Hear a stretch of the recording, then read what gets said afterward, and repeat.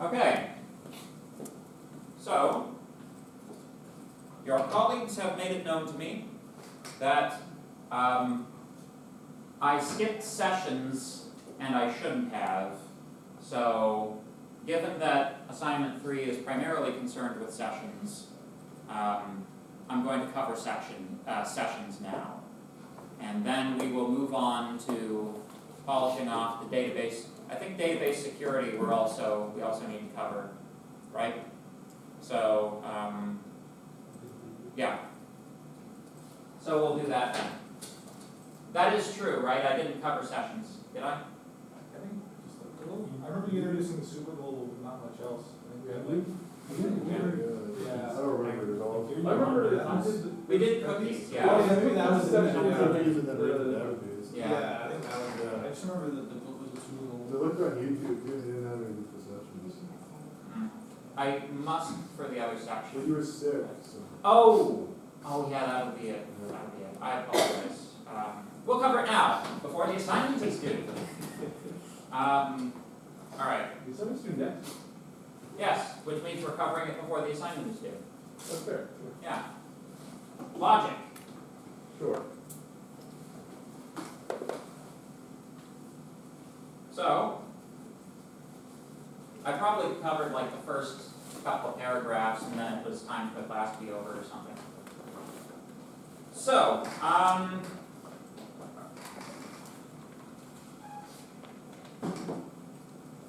let's talk sessions.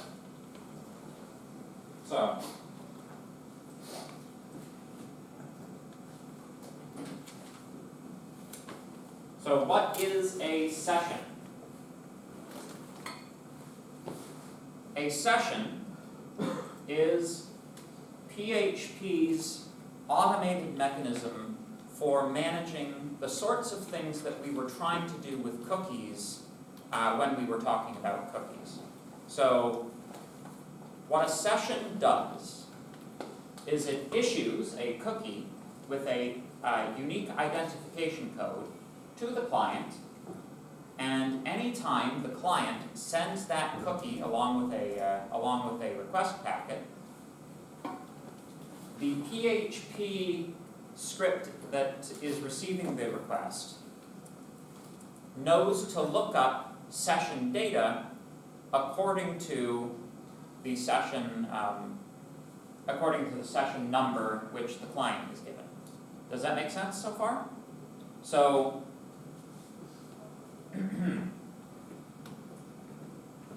step 1, client sends a request. This is how a session gets initiated. Client sends the request to the PHP script. Number 2, script asks server to start a session. So the script initiates a session. The cookie PHP sesh ID or ses ID is then created and added. When working with sessions, you do not have to use the set cookie function. The theory is a little bit complicated, but once you understand what's going on, sessions are very simple to use. Using a session is as easy as using the start session function. So, when the script creates a new session, it also creates a new superglobal called session. Now this superglobal is different from all of the other superglobals that we've been working with so far. It's essentially a blank superglobal. It does not contain anything. The idea is that you yourself put into this superglobal the information you want to be stored between sessions. Welcome. Does that make sense? So, question. So, I know cookies are stored client side. Yes. Are sessions stored server side? Yes. Okay. Hence the security, Okay. right? Everything that is sent to the client is visible on the client. All you need to do to see sensitive information if you're sending sensitive information in a cookie, all that somebody has to know how to do is go into the inspection pane and look at their cookie contents, and you've lost your sensitive data, right? Cookies themselves should not contain anything sensitive. So the question is, how do you use a cookie to store something sensitive? That is the problem that's solved by sessions, right? I believe in a previous example, we issued an identification number using a cookie, and then we used that ID number to look up some value in a JSON structure, right? This is doing that for us, right? It's doing the storage, it's doing the lookup, it's doing the cookie issuing. All that remains for us is the PHP script statements which use the session superglobal. So you have to, basically assign to it or push things on it. Array push also works. It's an associative array. So you interact with it the same way that you would interact with any other associative array, right? You either push the pair onto it or you assign to a new unused key, and that works, right? So that's how a session works in that sense. Did that answer your question? Yeah. Good. Any other questions?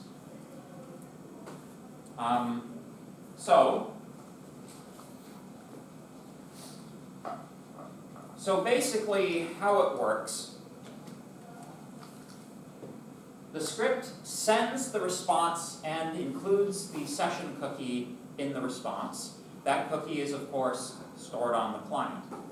The next time the same client sends another request, that cookie is included automatically. The session ID is transmitted to the server, so the server knows where inside of its session database to find the information for this client's session. And then it automatically populates the session variable with all of the values put there by the previous PHP script. So the net effect is that the session variable holds data between different calls to the same PHP script, right? So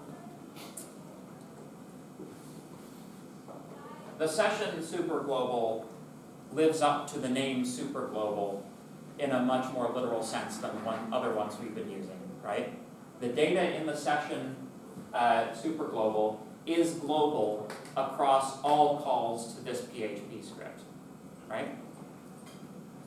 And in fact, it probably works between different PHP scripts now that I'm thinking of it. So that's what a session is and does. Shall we make one? Excellent.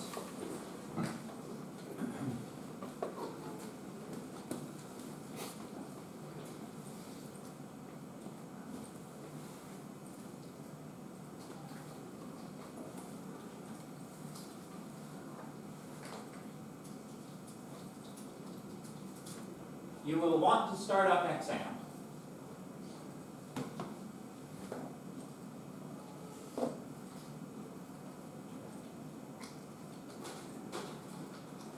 And VS Code.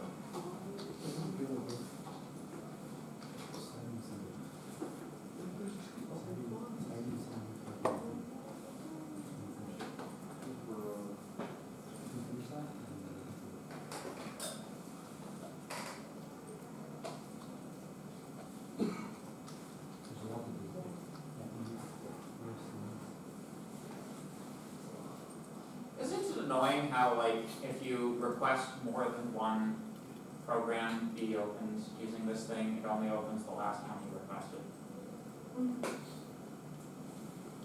It's fun. I truly hate cloud services.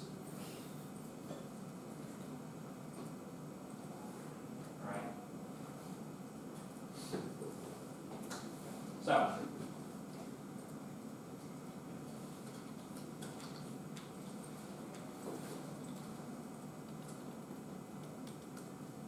let's make a new folder for sessions.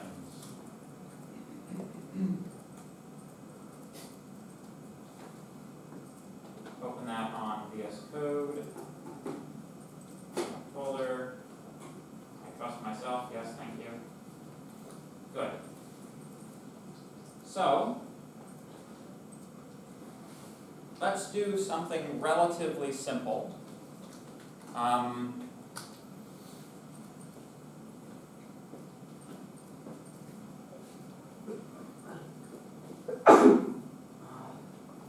Let's make a website which tracks how many times each individual user has visited the website. So it's just a counter, just a site counter, or a visit counter, but for each specific, for each individual client, right? So, new file, let's call this index.php. There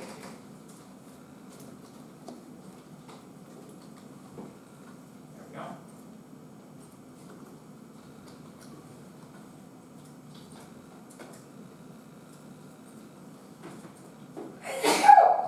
Thank you. Sorry. You can see this in the back? Good. So,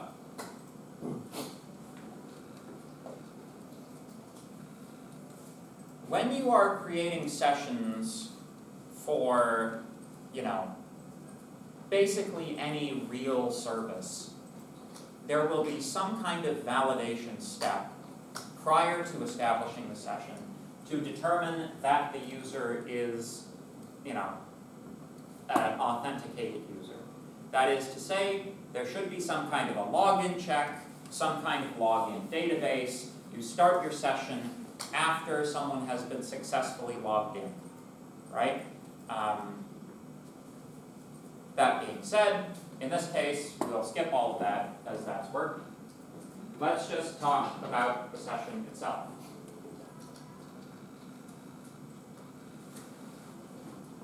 Session start.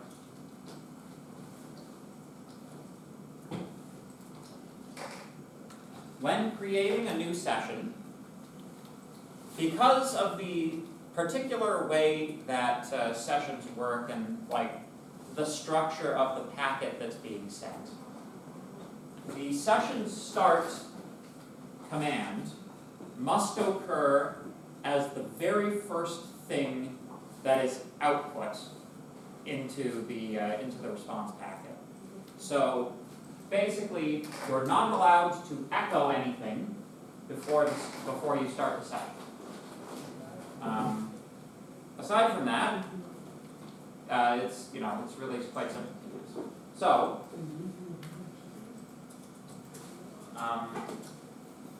let's just throw in some HTML.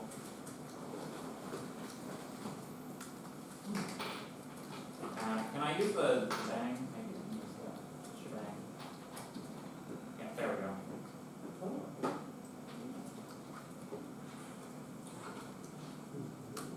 It's just exclamation mark, right? Exclamation mark tab, I think, or exclamation mark enter. Yeah. I think it's tab. Didn't they show you that in JavaScript? Nope. Really? We did it in Notepad++. Right, we have nothing. You serious? Yeah. Yeah. We also had, not the same she is, but, not a great teacher. We didn't have you, sir. Well, I can't teach every class, unfortunately. Unfortunately. I can teach more classes if the department would get me an assistant to do my marking for me. I'll be your assistant. Yeah. You're gonna have to talk to the department about that one. So, That would be cool, so cool, sir. so let's just give it some nice little, this is a test of sessions. then we can have,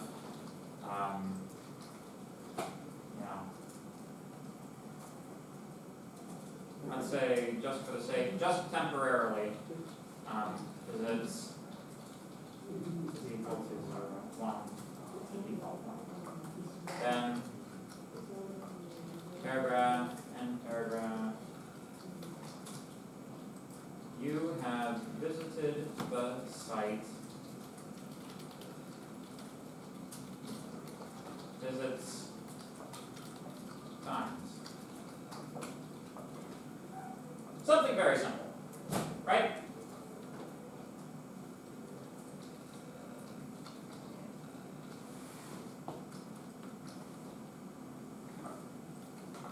Let's load up localhost.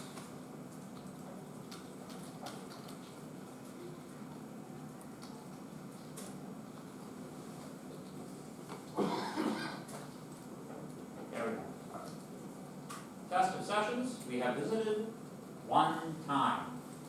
Now, the session start will have sent the session cookie. So we can take a look in our inspector pane, see what our cookies look like. Application, no, what is it again? No service workers found. What is it? Storage? Oh, is this a Firefox thing? Yeah. There we go. You can see That's there because we started the session. that's only there because we started the session. That's right. So, for example, if I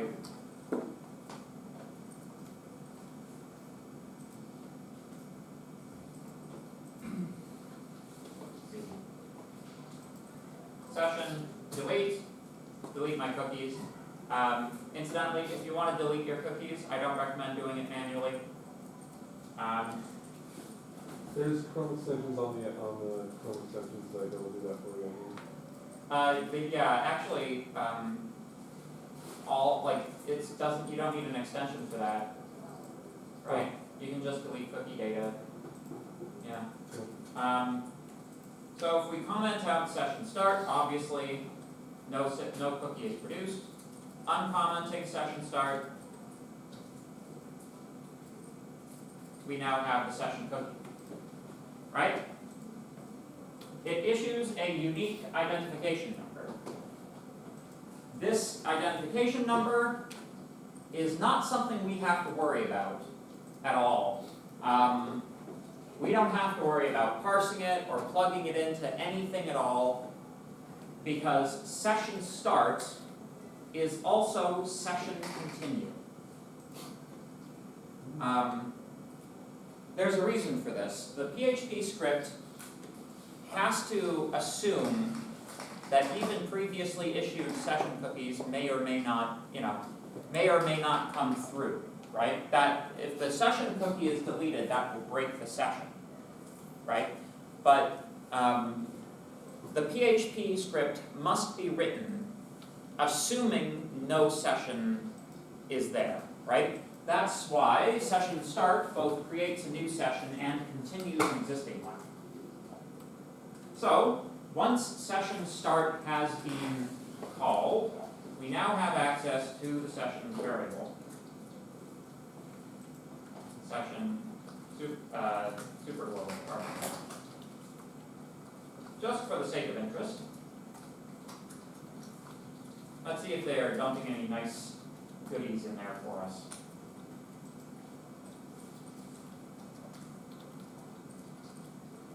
Just an empty array. Just like I said, when we create the session variable superglobal to begin with, it contains nothing. It only contains what we put in. Did you go to JSON? I mean, yeah, otherwise it'll print, this is an array, Oh, right? You could have just fired on session. Yeah, but I don't know. I just use that one for whatever reason. PHP is one of those languages where you got 5 different ways of doing everything and they're all equally valid, so this is the one I use. So,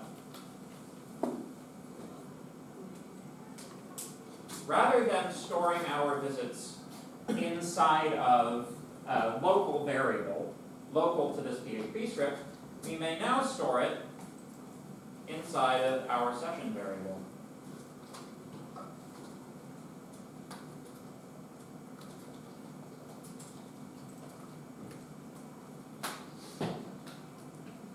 So, now, save. Oh, notice, undefined variable. Oh, yeah, pardon me. This should be changed to session at visits. There we go. So, you'll notice I've reloaded the page, but my session superglobal is still blank. Does anybody want to tell me why this has happened? Yes? Because you made the sessions visits equal 1 before you JSON coded the session. After. After, sorry. Yeah, exactly.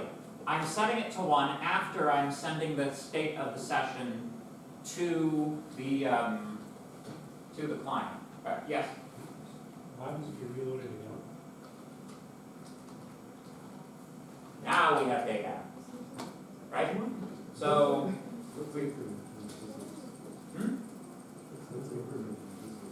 nothing's incrementing it yet. We haven't quite gotten there yet. So, session data before script.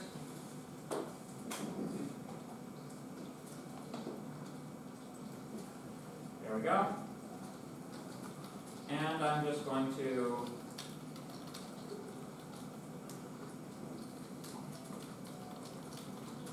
throw another one in there. After. There we go. Let me just delete my session cookie so we can see it fresh. There we go. So, reload.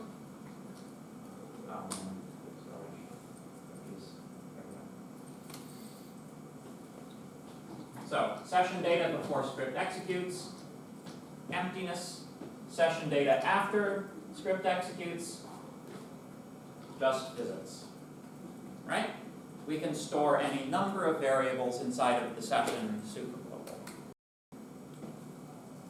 Now, one might ask the question, perhaps since we want to increment this, we can just drop a ++ in there. Does anybody foresee any consequences of this decision?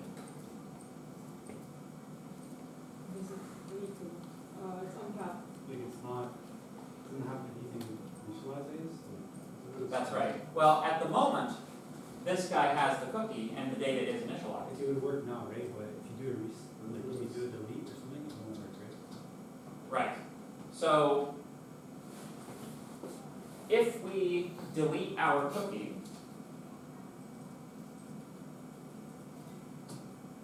ending the session, and reload, we get undefined index. So, anytime you are using a session variable, you need to check to see if it's been set. So, if is set session at visits, then we increment it. Otherwise, we initialize it.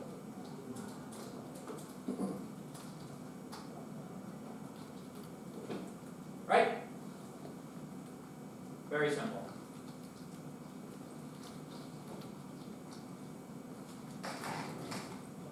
Again, when working with sessions and working with cookies, you cannot assume the presence of a cookie. Your script always has to handle the case where the cookie exists and the case where the cookie does not exist and you just created it. Right? Same deal for sessions. Any session variable that you use Any script that you write that uses session variables must be able to handle the case where the variable has just been created. I did take the... Yeah, okay, I thought for a second I left the cover down. That would have been terrible. All right. Does this make sense?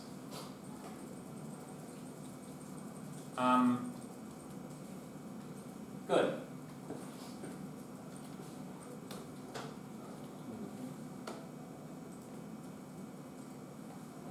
So let's jump back to the notes for a bit.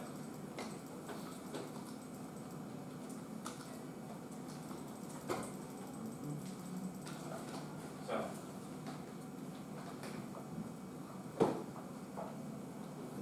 modern versions of PHP have some buffering that allows a small amount of input before the header is closed off, but relying on this behavior is not recommended. The most common accidental output is whitespace before the initial PHP code tag. The error usually reads headers already sent and can even be caused by invisible characters like, whatever. So basically, you notice how my PHP script starts right at the top of the file, right? If this was a few spaces down, then the resulting output to the HTML, or to the client, will include an HTML page with these blank lines. Those blank lines will screw up the establishment of your session. Because basically, the session start is bleeding over into the header rather than being part of the payload. Complicated stuff, complicated reasons. The rule you have to remember is if you're starting a session, you must do so first and right at the top of the file. Okay? Memorize that rule and everything will be fine. Sound good? Most people do that anyways.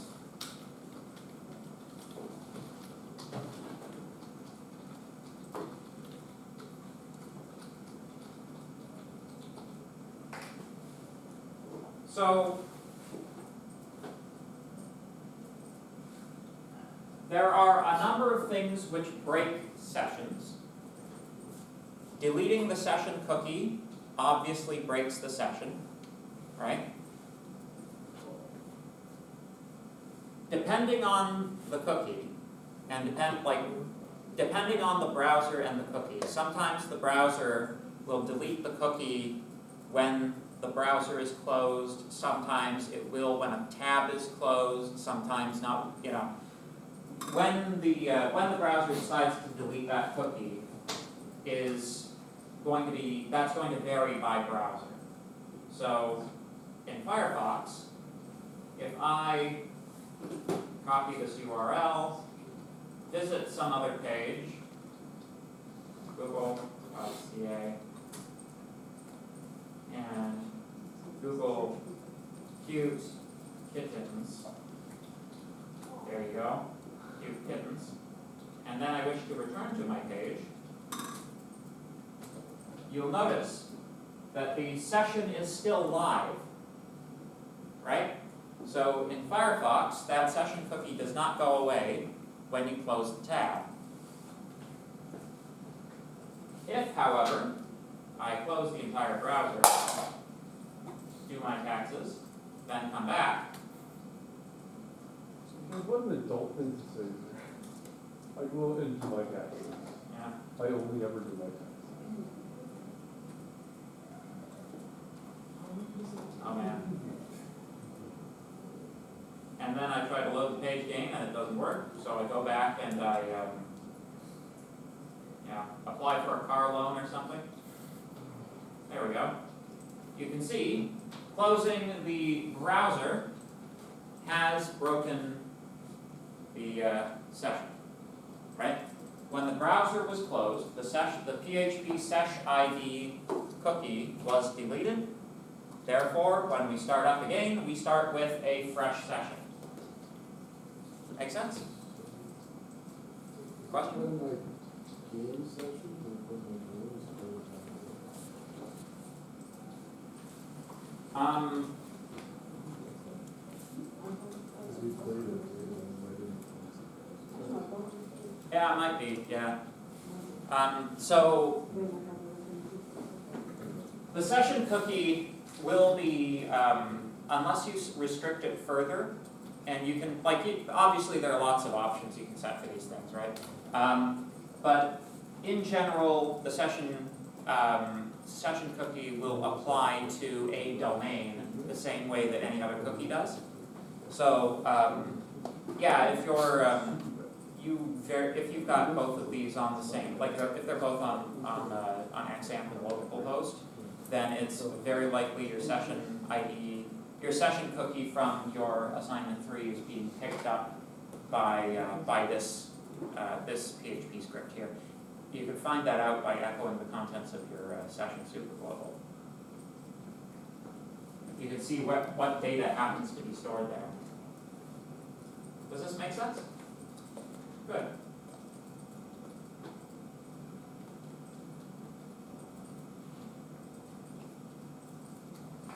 Yes. So you can also maintain sessions using Ajax. If you do it with Ajax, you have to be sure that Ajax requests are sending the cookies. Sometimes they do, sometimes they don't. You know, you gotta make sure, go in there and set that parameter. Make sure that your cookies are being sent if you're doing this with Ajax. Obviously, so how it works is if the PHP script expects a cookie, right, and it doesn't get a cookie for whatever reason, it will send a new cookie overwriting the old cookie, establishing a new session. So, if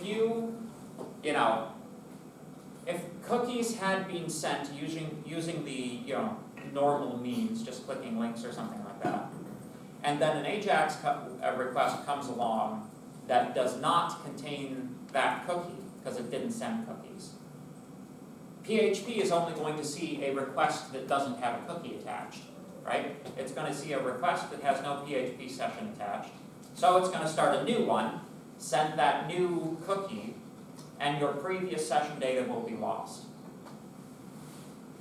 Does that make sense? Okay.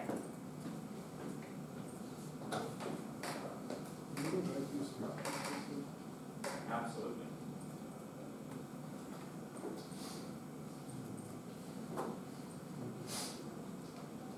Question?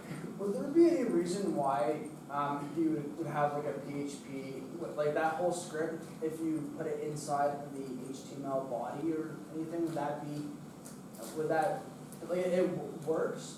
That would not work. That would break, you would not be able to establish the session correctly. You'd get that header error that I was talking about previously. Keep in mind that anything outside of a PHP tag is just being directly echoed as payload to the client, right? The bit that gets added, which adds the session, must be the first thing in the file, Okay. right? So if you have a doc type HTML that occurs before that, this will be the first thing in the file, not your session start, Okay. right? So that will mess it up. Does that make sense? Yes. Good. Any other questions? Good questions today. Okay. Good, good, good.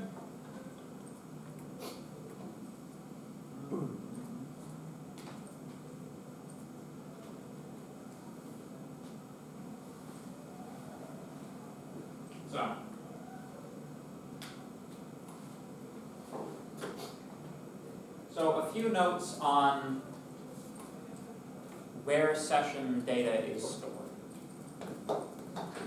And we'll work in a little bit of a talk about security.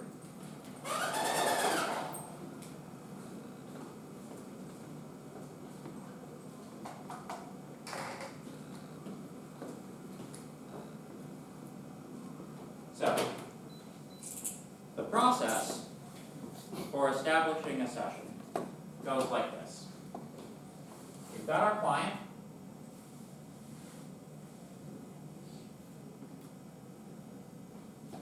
we've got our server, right? The client requests the page, initial request.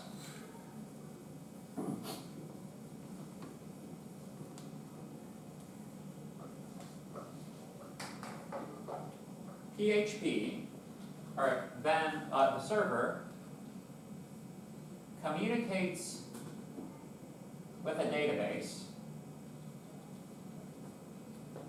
to establish the session. So it says, okay, session ID is equal to 123, right? It then creates an entry in its internal database, 123,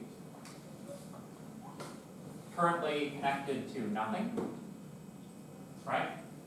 It does whatever it wants to do with the data, right?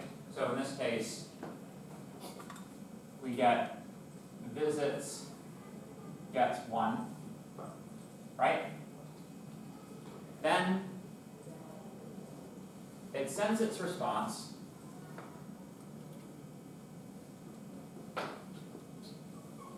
and it places a cookie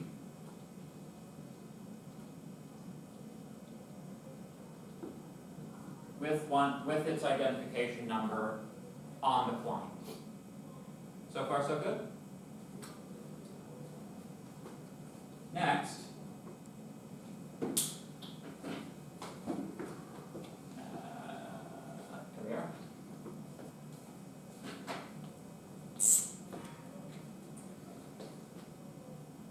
Next,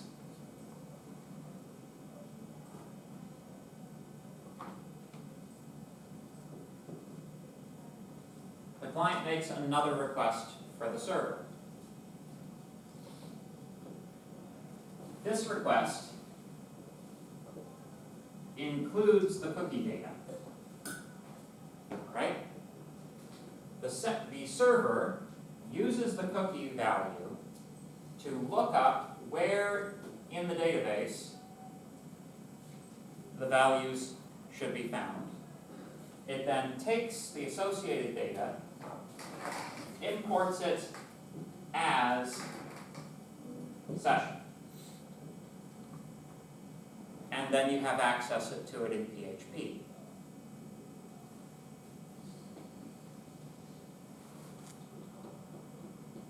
So if this cookie is not included, the server doesn't know that it's a second request, right? That's how the server knows it's a second request.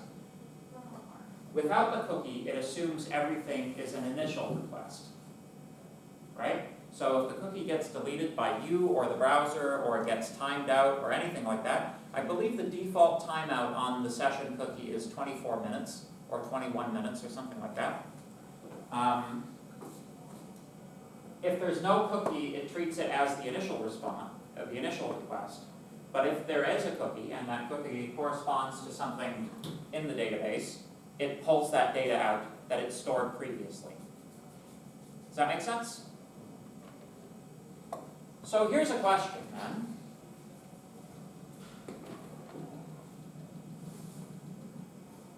Does any session data cross that line? Aside from the session ID number.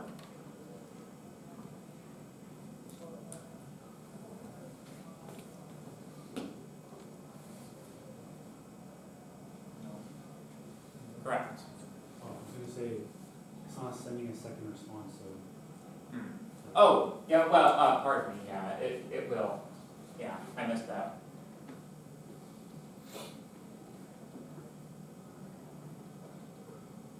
But it doesn't need to set the cookie because it already exists, but it probably will in order to reset the cookie timeout.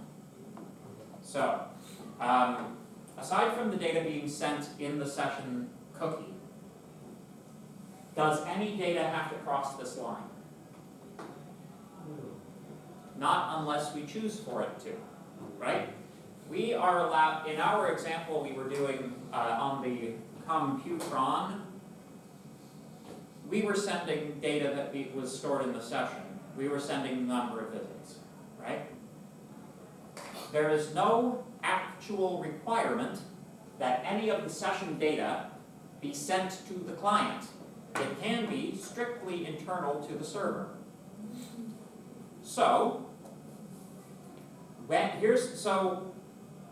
basically anytime we've read anything from anywhere, we have been like, filter validate, filter validate, filter validate, right? That's because pretty much everything we've been doing has been originating in the client. Or contains information that might have been created by the client. That is, the contents of text files on the server, right? With this guy, with the session data, it does not leave the server. So long as you're not doing something phenomenally stupid, like, assigning unsanitized get parameters into your session database or something like that, so long as you yourself are not poisoning the well, your session data is trustworthy. Finally, something we can trust. Well, it's not the user, it's us. Precisely. Everything here is internal to the operation of the server. Now, some people have arguments against trusting stuff in the session, right? Some people say things like, well, you shouldn't store anything sensitive inside of a session anyways, it should be more long strings of numbers that are meaningless unless you have a database to attach them to. You should have secondary and tertiary backup databases, etc., etc., etc. And does that increase security? Well, yes, of course. The session data is stored in an unencrypted text file, right? So anybody who has permissions to view that file can see all the session data. But what would you need in order to be able to view that file? You should need access to it, like, access, you need using password? Oh, you need something a little bit more than credentials, actually. Like, you folks would not be able to view this data on CS Unix, even though you have accounts on CS Unix. What privileges? Elevated privileges, my friend. You need root access, right? So let me ask you a question. If a malicious hacker has root access to your server, is the fact that that file is encrypted going to stop them? No. Once someone has root access to your server, it's game over. You're done. You have lost the game. Have a better luck next time, right? You have lost all of the data. You are going to be sued many times. Your life is probably over. Just don't take the Roman solution. It's bad. If you lose root access to your server, it's terrible. Bad thing. Don't let that happen. Get a new server. Get it, yes. Take it, pick it up, unplug it, take it out of the wall, walk it over to a large hole in the ground, drop it in the hole, and then pick up several large rocks and drop those into the hole as well. Fill the remainder of the hole up with earth, and then put grass seed down. In a few years' time, you will forget that that server even existed, and that will probably be for the best. Yes? So you can't go to the server, like, you can't fix it or anything, once you have access? Once you've lost root access to someone who knows what they're doing, they can build in you can't if they know what they're doing, they can damage the server's permission systems in such a way that basically they can leave themselves a backdoor at all times. The only way to fix it is to wipe the operating system, right? Could we back up the information stored on there or anything? Well, the thing is, any of the information stored on there might, like, contain a way to do the backdoor, Yeah. right? Yes? Also, don't piss off any of your workers who have admin permissions. Yes. Another good thing to not do. Don't tick off people who work for your company who have admin rights on your server. What Yes. about any backups? Like, what if you have like a backup, is that not possible? So here's where the separation comes, right? A lot of the time at larger companies, the database server is a different machine from the Apache server, right? So it's behind another wall, right? The Apache machine will have different root privileges, hopefully. Hopefully you don't use the same root credentials for all of the machines in your organization. Because if you do, then you've lost every computer. But yes, if the database is a separate machine from your Apache server, and assuming they have different root access, like different user, different credentials, the database is not like necessarily compromised unless it's been compromised by information on your Apache server that someone was able to find before you pulled the plug on it, right? Because you remember when we were doing the database access tutorial, one of the things that we hard-coded into our PHP script was access credentials for our database. Like root stuff, right? Yeah, hopefully that didn't have root privileges, right? Like once someone has gained access to your server in that way, they've got a hell of a lot of information which they can weaponize against you. Yeah. So just don't. Okay. Here's my advice. All right. If a person of the opposite sex you find very attractive invites you on a date, and they start asking you questions about what your passwords are, just leave. Because they're probably like a Russian spy or What something. are they, a bot? Like, Yeah, oh, what's Yeah. your social security number? yes. It's like, oh, you know what makes me extremely into people is knowing their social security numbers and their root privilege access permission passwords. Yes. Anyway, yeah, don't give your passwords out to anybody, even if they offer you attention in that way.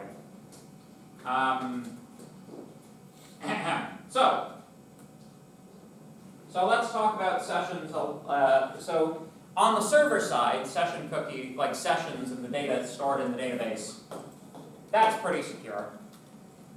But the client can never be trusted, right? So long as this cookie exists, someone has an active session, right?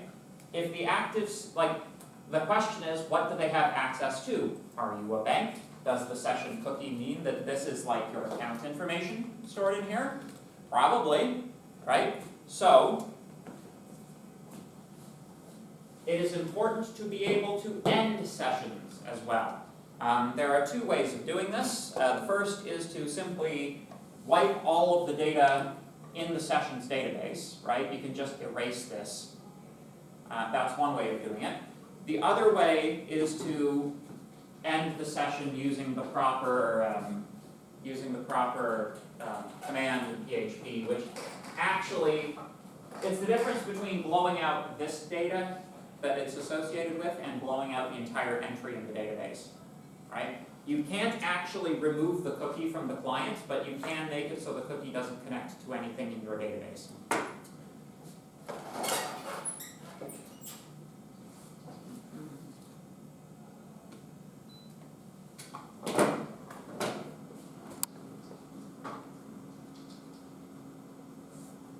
The word that's used to do this is dramatic.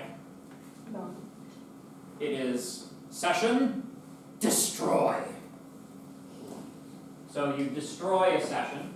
you can also unset the session variable, but that again is the difference between deleting the contents of the database entry and the database entry itself.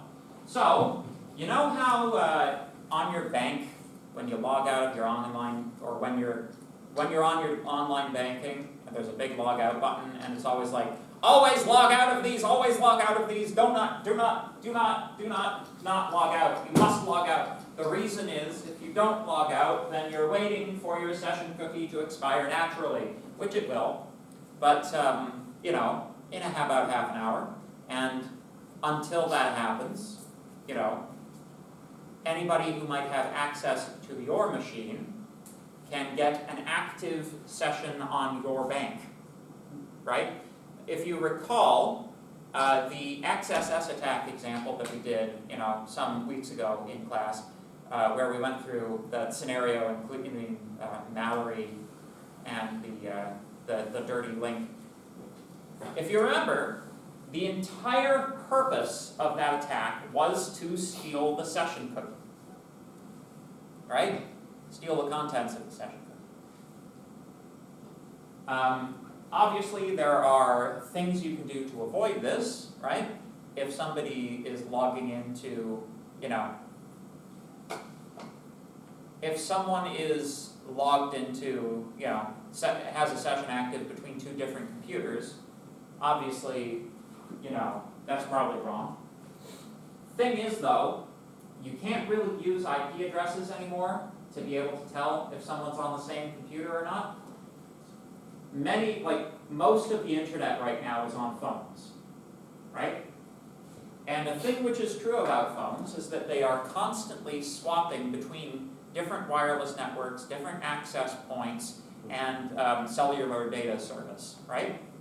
Every time it jumps onto a different Wi-Fi network or cellular data, its IP address changes, right? So you can no longer assume that a stable IP, you can still assume that a stable IP means the same device. That's still true. But what you can't assume is that a changing IP means different devices, because it might be the same thing connecting to different networks. Make sense? Good. Yeah. So, session destroy ends a session. When you have a logout button, that's what it's calling. Right? Question? If you reset the game, So, yes. So, in the context of assignment 3, the reset the game needs to clear the session data, right? Now, either one of these would work, right? so just reset. Yeah. I think session destroy, I don't know, does the button would reload the page too, right? No, doesn't it? Okay.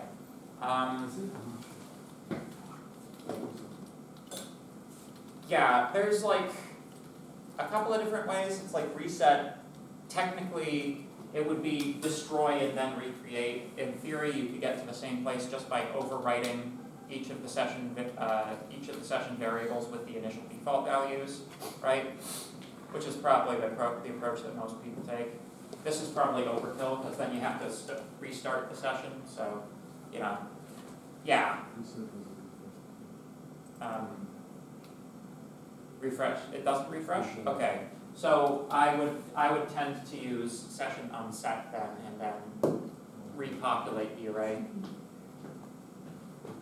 Because session unset does not, it doesn't break the session, it just resets all the data in the session. Whereas session destroy breaks the session, smashes it into tiny pieces. Make sense? All right.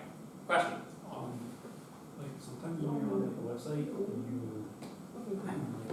for example, if you're like on a banking app or something, maybe like a certain time period you enter the information.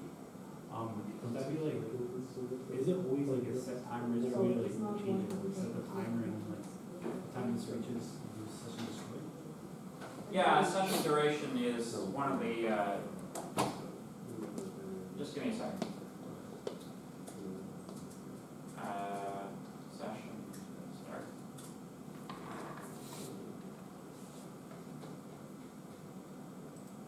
So options is an array. Session configuration directives. Max lifetime sounds like it would be correct. Yeah. Oh, session cache expire, Maybe maybe. that's 24 minutes. So 14, 20. Yeah. So there you go. So that's where you would set that, if you were, yeah, so when the bank says like, you have 30 seconds to confirm on your phone. Yeah, what they've done is they've established like a mini session, which is expiring and, or maybe they're just using a cookie for that, you know, but, you know, it's possible to manage sessions without cookies, but most commonly you use cookies, so. Question? When you click on an affiliate link and say it links to a product on Amazon, for example, Mhm. and it shows that in the header, and then you buy a product, obviously it gives that affiliate person a commission. But then if you close the browser and then come back, like say 5-10 minutes later, and you go back and you want Amazon to that product, it will still have that like affiliated person. Would that be something to do with like a session with the timeout? No, that's more like a cookie. Okay. Yeah, so it's a cookie because, like, that's an example of a third-party cookie. That's not an example. Oh, this shouldn't turn. Sorry, YouTube.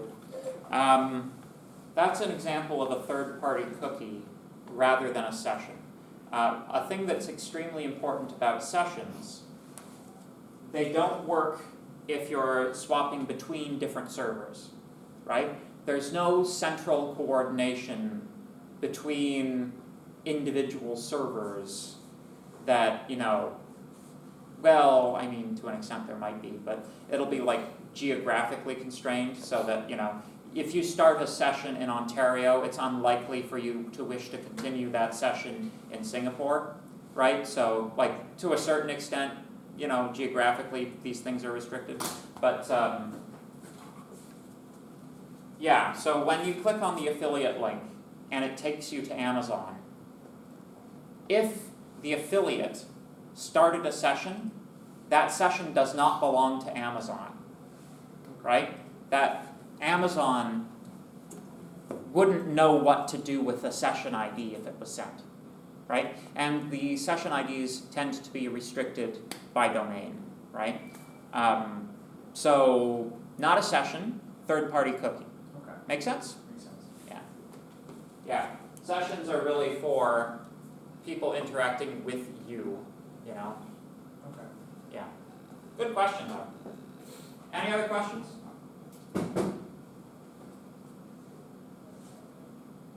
Okay. Good.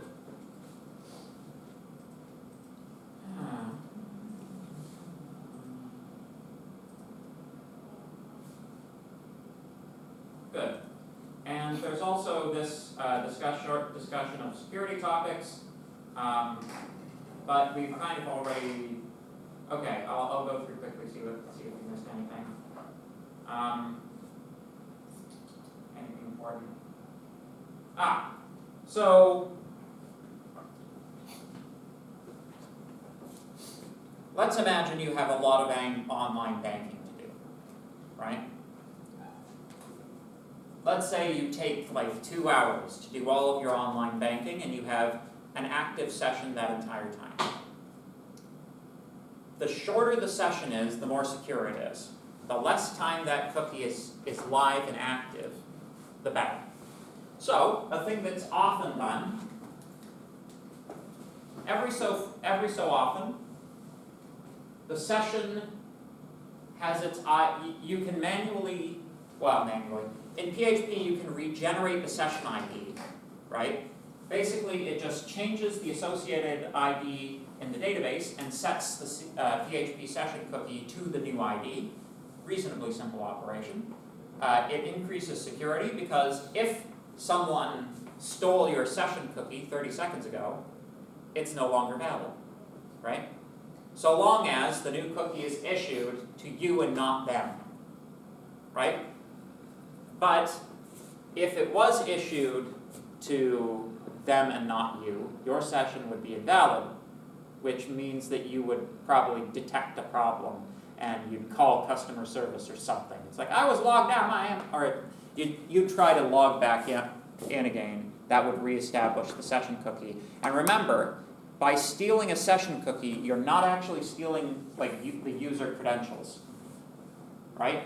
And many sites these days require you to enter your old credentials before you update your credentials, right? So, these are important steps in guarding against the stealing of a session cookie, right? Mallory the Brave might be able to steal your cookie, but if she can't change your credentials, right, then if you re-enter your credentials and re-log in another on another computer, you get issued a new session ID, overwriting the old one in the database. It cuts Mallory's session, right?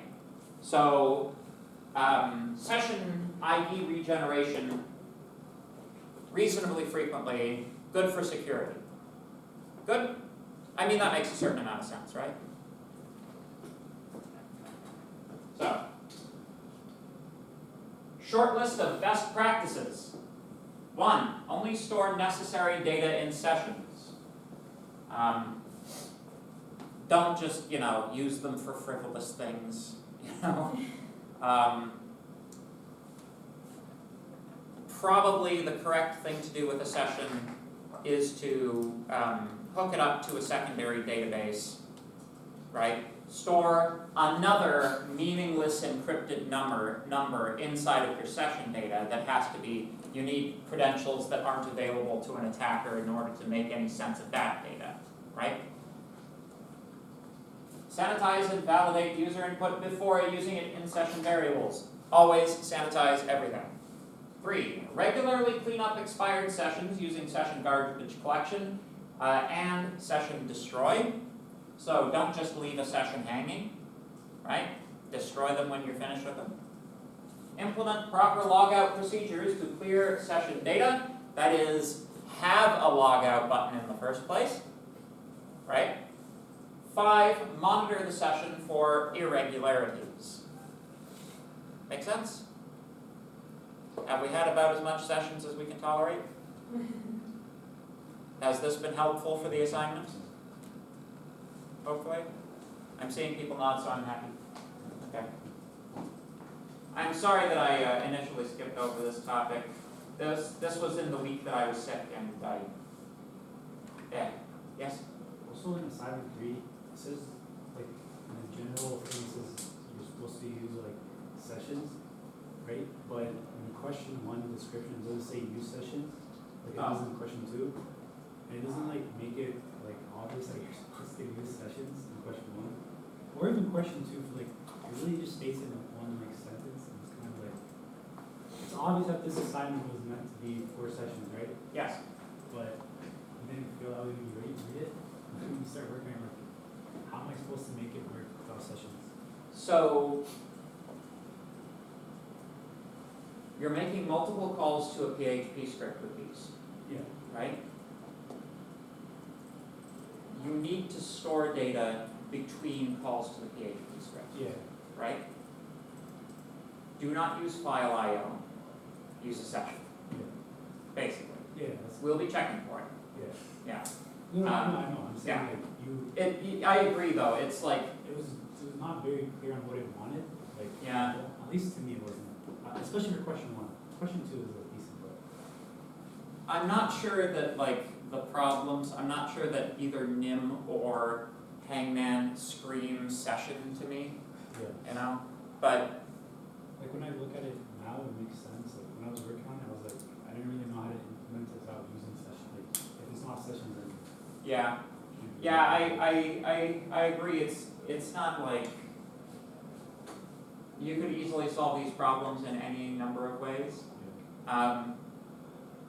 The advantage of doing it with sessions though, as opposed to using file IO,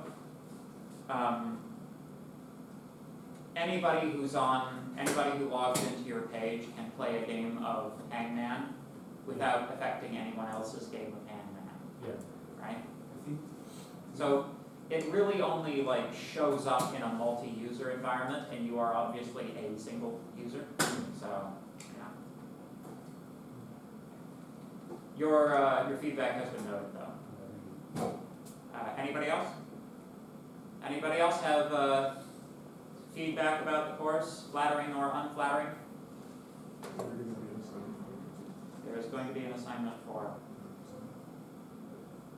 Yeah. I mean, it's apparently in the final stages of production, assignment 4. So, yeah. I'm aware of that problem too. We are swiftly running out of time. I can tell you the subject, I can tell you what the assignment 4 is going to be about. It's an infinite scroll application. So basically, you're going to be given a database. I think he said in the email that it's a database of like inspirational quotes or something, and then you're going to have to like trigger a the client will trigger a request when you're near the end of the scroll, right? Which will trigger a database retrieval request, which you have to handle in PHP, and that's like the assignment. He's trying to keep it short and cutting features, so. Question? It looks like he said that he's gonna try and publish it tomorrow, that was yesterday, so today it might be published. And then he also says that it's, scaled down, Yes. so it might be published today. Hopefully. So far, no. Yes? What? Oh, okay. All right. Good. So I'm going to call the session's topic closed. So now let's talk about database security.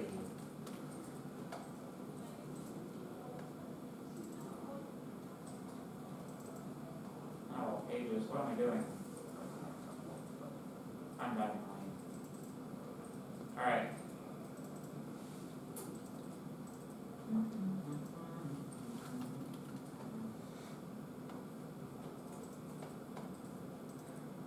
Oh yeah, that's. Yeah. So.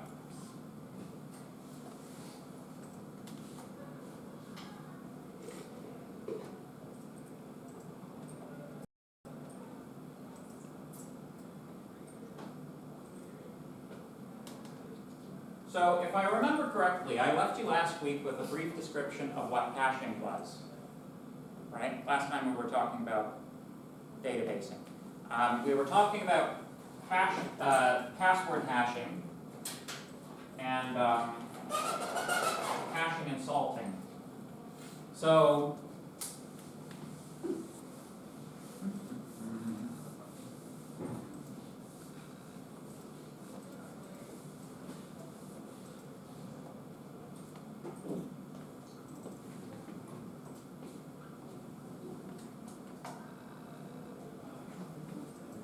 the problem that password hashing is attempting to solve is the storage of passwords in plain text format on databases.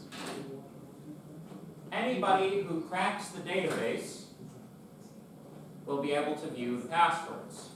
And if you can view user password combinations, it's a recipe for disaster, right? You've lost all of your login credentials, or at least all of them that were in that table. When you hear about SQL injection attacks where some company loses loses 50,000 logins. This is probably because they were storing their passwords in plain text on the database. So, the modern approach is to use a combination of quote-unquote hashing and salting. So, hashing plus salting is better than just hashing. So, what does it mean to hash something? Does anybody recall from last time? What is a hash? How do we hash something? What does it mean to hash? Nothing to do with potatoes. Yes? It's like you store like a piece of information into an element, and you make it shorter or something, I guess. And that makes it easier to access. Can be shorter, can be longer. Yes? Is it what Twitter uses? Hashtags. Different idea. Doesn't it like scramble up a bunch of numbers and letters that like store information about, or like it's like an algorithm kind of? You've hit closest. So, hashing is one-way encryption, right? So, if we have data that, I remember we had this discussion last time because we talked about the Caesar cipher, right? Y'all remember the Caesar cipher, right? Encryption means you have a piece of information, it becomes encrypted and unreadable, but if you know how to decrypt it, you can restore the original message. Hashing is a form of one-way encryption. Once encrypted, there is no way to get back to the original message. You only have the hash. And you may be saying to yourself, but Mr. Professor, sir, if we can't retrieve the original value by unhashing, how do we know if the hash value is the new password that we're getting, right? We're supposed to be checking a password here, right? So, let's say in our register operation, we store the password 12345. This gets scrambled into F3Q99 or 9 @ symbol A. Actually, it would be the same number. Well, yeah. Random string of digits. Humans are bad at coming up with randomness. Yes? The size doesn't matter of the You string? can hash to larger, you can hash to smaller. It doesn't actually matter. Cool. As we're going to see with password hashing in PHP, it takes whatever size password you give it and it blows it up to like 30 odd characters. So, yeah. And if it's longer than that, it hashes it down to the same number of characters. So no, it doesn't have to be a correspondence between length.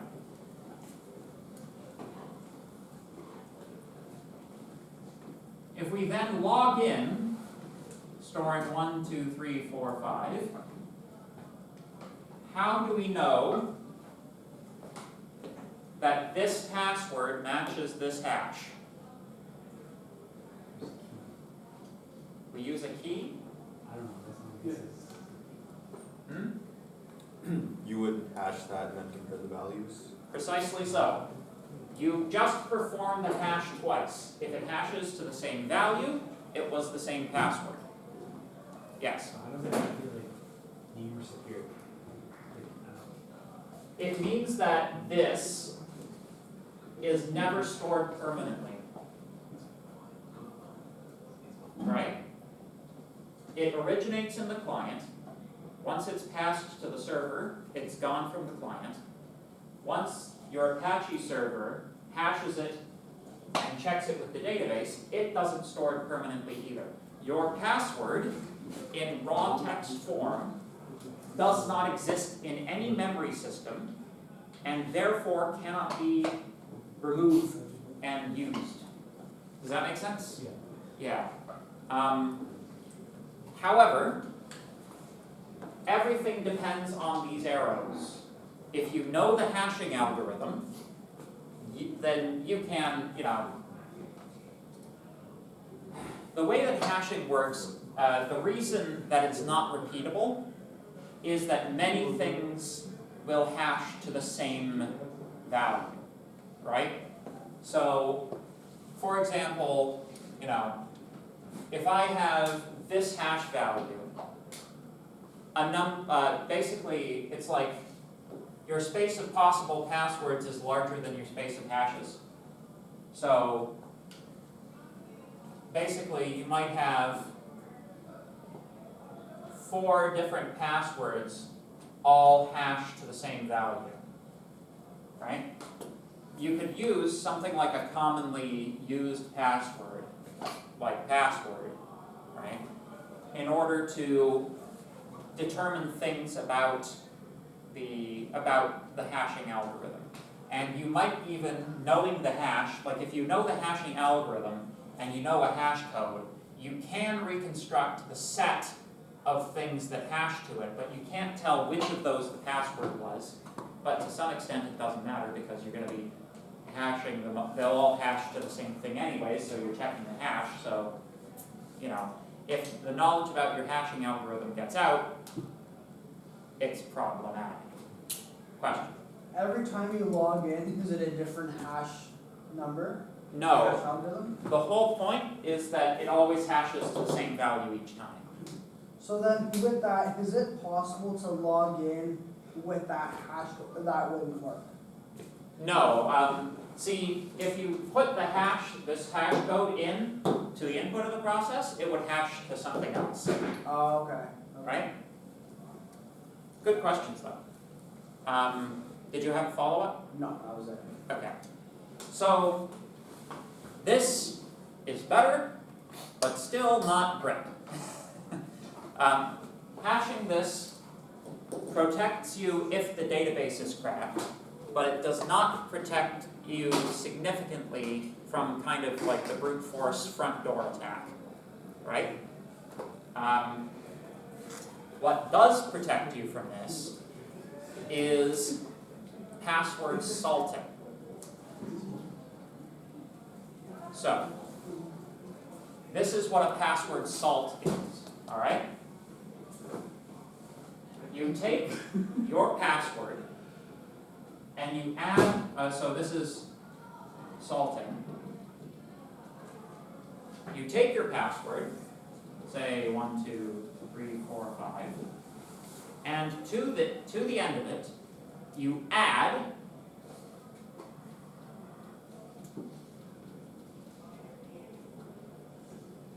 some number of random characters. The server does this, right? Client inputs 1, 2, 3, 4, 5.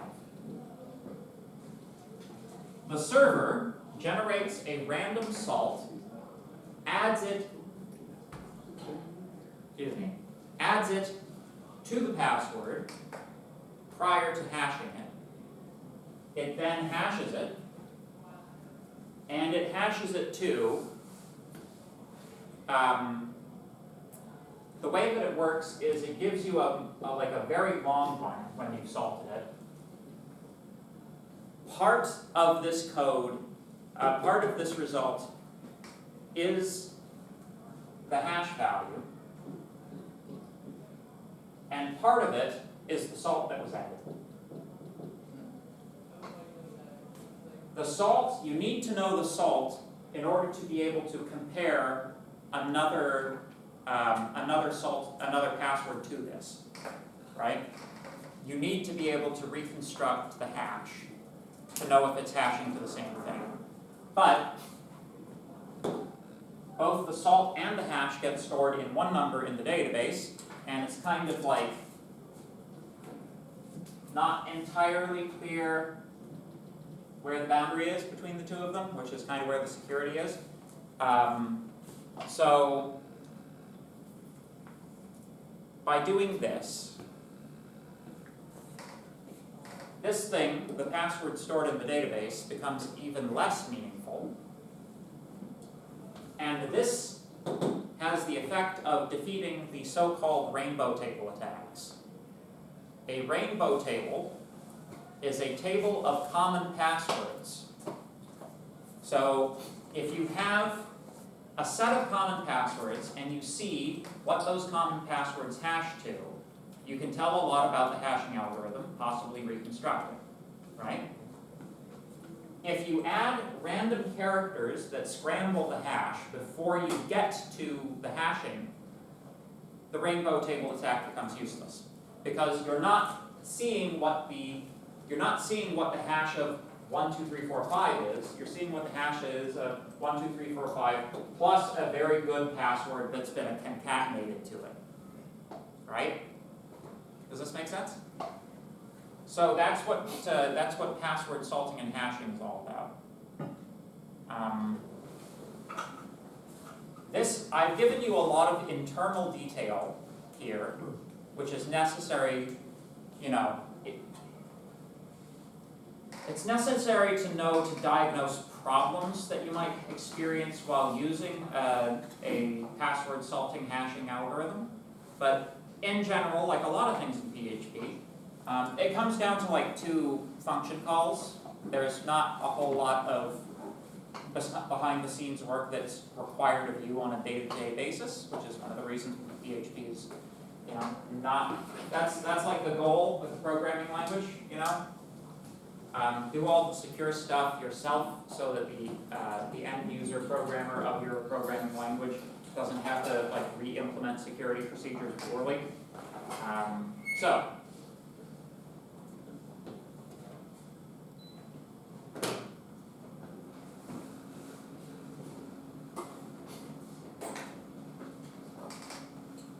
the trick is,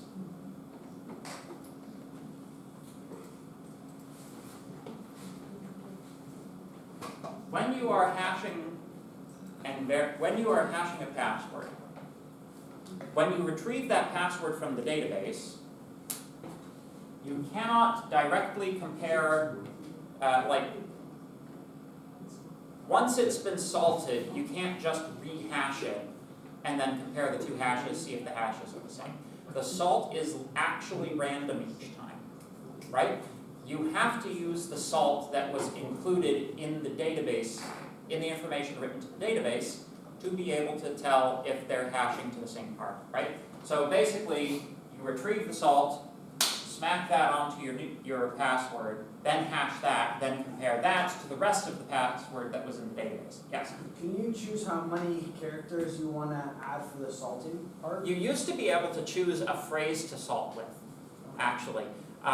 In earlier versions of the salting algorithm, you'd be able to choose a secret word and just append that to all of your passwords to scramble the hashing. This was like an early approach, which, don't get me wrong, it's an improvement over not salting at all.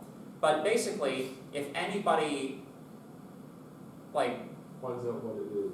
Yeah, if anybody finds out what it is, you're back to square one. And anybody can find out what it is just usually by taking a screenshot of your PHP script, right? Or by good old social engineering. No, it's not been published. I don't know why. Yeah. So you are primarily interested in 2 commands: password hash and password verify. Password hash hashes the password and also adds random salt. Password verify automatically extracts the salt, applies it to the password, rehashes it, and compares it to the password that you had before. So it carries out all of these operations, 2 steps, very, very simple, very, very secure. Alright, make sense? Now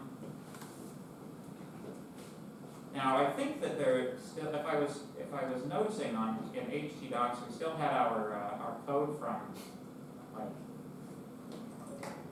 where we were doing databasing, login, register. This seems like it. Yep. So let me see where we're at here. We can add that level of security to our password, to our database system reasonably easily. We can see how it works. Because this is college, we should see how things work rather than just talk about things, right? That's how it's supposed to work anyway. So it was database, what was it called again? Databasing? Databasing. There we go. Thank you. Alright, excuse me. I'm not being dramatic, that's my actual sneeze. It's a good sneeze, sir.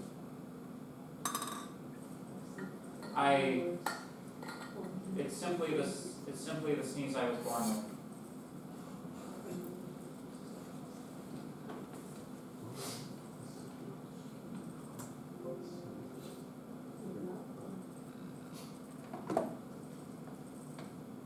So, in our register script, that's, let me turn the lights out. Boink, boink, boink. There we go. In our registry script, you remember this from last time, right? We've got the bit where we create a PDO object. We've got the bit where we construct the query, inserting the data into the database. We, either successfully register the user or don't, right? I wonder if the data from last time is still in the database. Localhost / phpMyAdmin.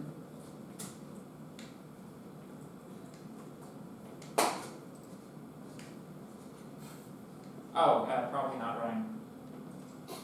Yeah. There we go. Boom. There we go. Let's see here. Database is. Nope, it's gone. Okay. Man. Every time. But then, How often does it reset it? well, I think it's every time XAMPP goes. Every time XAMPP power cycles, so to speak. The table is, wait, whoa.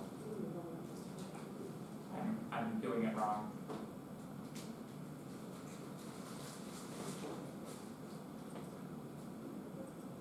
You. I don't care. Come on.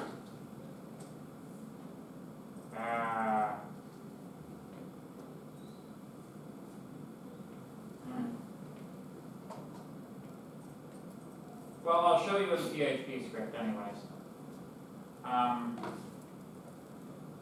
Basically, round about here, when you're creating your query, rather than just using client password directly, you create a new variable, call it hash, call password hash,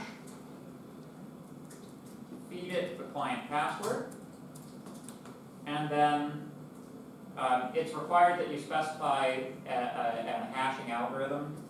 Password default is usually good, but there are a few of them. As you can see, there are a few, right? But password default is fine. Then, rather than passing the client password into your database query, you are, of course, passing your hash. Right? Question? No? Okay. On the registration side, that's all she wrote. We now have hashed passwords being inserted into our table. On the login side, basically,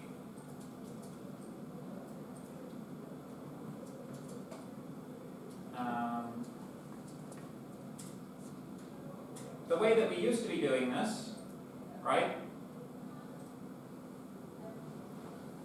We selected all entries from the database matching the password that's been given and the username.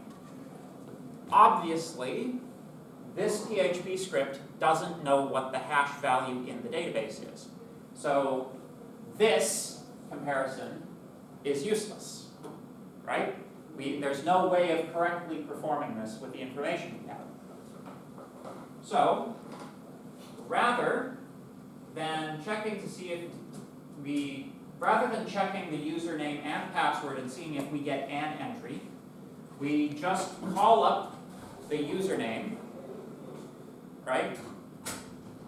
And check, then we load the password from that to see if it matches the hash. So, yes. So this guy will change.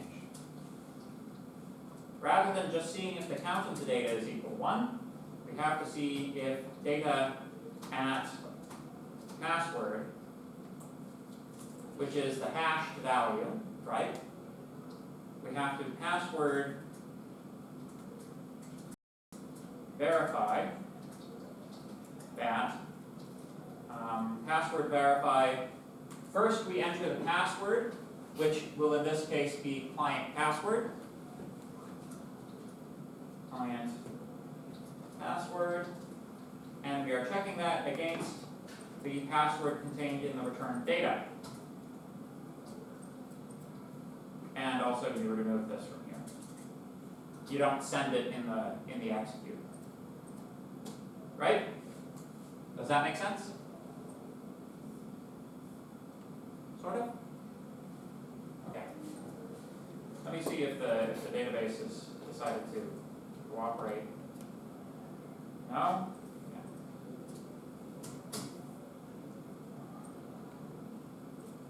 Fine. I end you, and I restart you. There we go.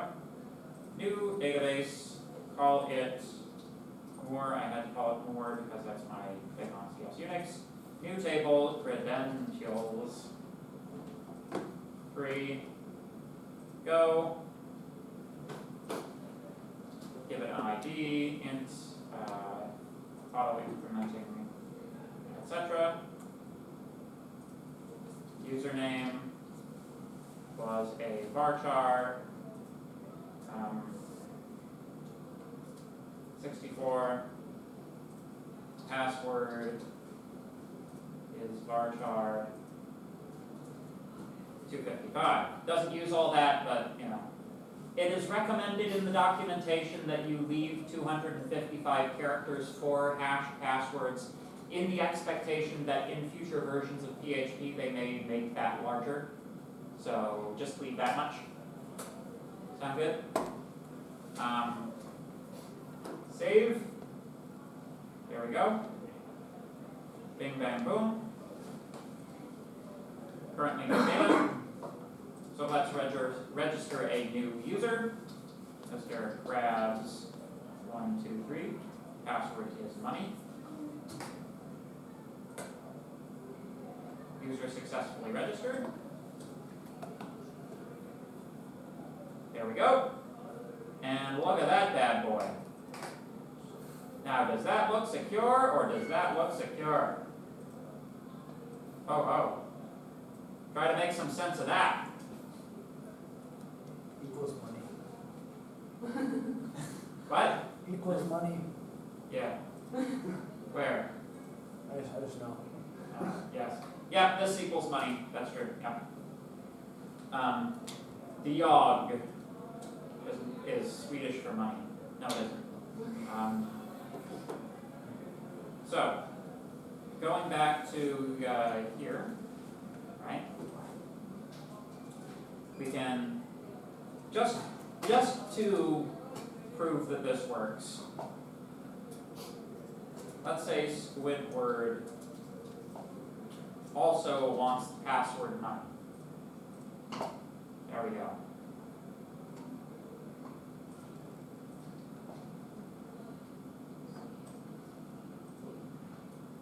Notice how our two ID numbers do not match, right? The salt is different, therefore the hash is different. Even though we started with the same password going in both times, right? Question? The first 7 characters are the same. Yeah, that's like some metadata. This is like, I think this is like the hash algorithm depth or some other parameter, Gotcha. which is also necessary for reconstruction because you can set that. So yeah, these two up to here, these are like parameters with $sign being the separator. Yes. So going over here. So if we try logging in, Mr. Krabs 1, 2, 3, password money. Cross your finger mates. Cross your fingers, mate. There we go. Not finger mates. Uh-oh, undefined access. Password.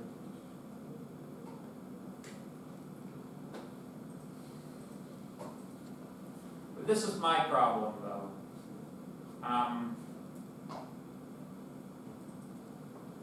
Okay, let's take a look at it.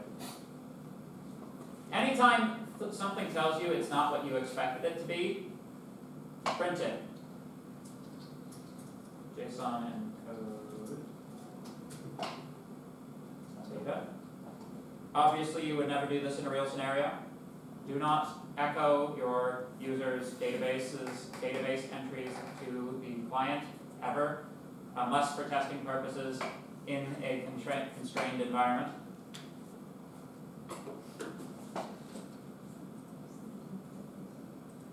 There we go. Password. Oh, is it? Oh,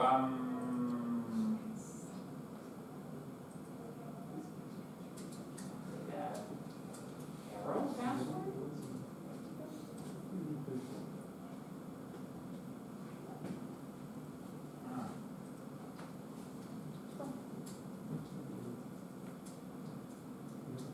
Oh, it's a fetch all.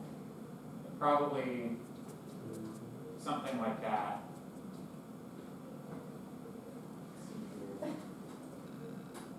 Yeah, right? At the top level, it's not an associative array, it's an array of associative arrays. So I have to jump into the first level first, right? Make sense? No? Alright. Square braces mean regular array, right? Square braces are on the outside, therefore this is an array. The contents of the array is one associative array. So we can't just jump right immediately to asking for password. We have to access the first element of the array and then ask for the password. This is because we use fetch all and not fetch. So,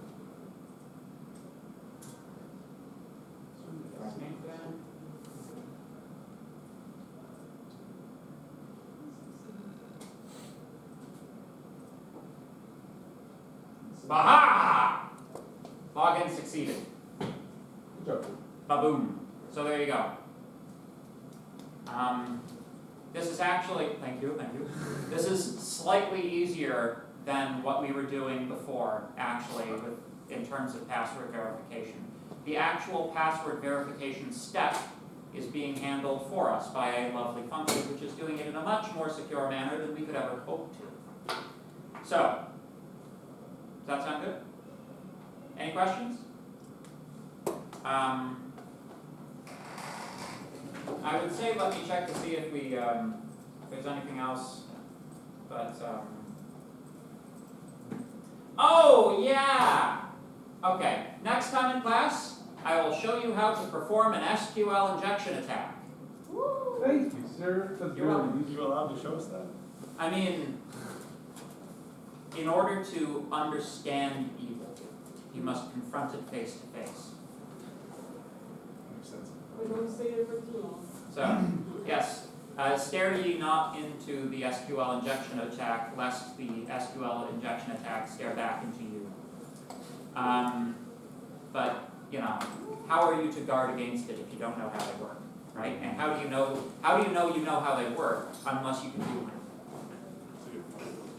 So, anyway, thank you very much, folks.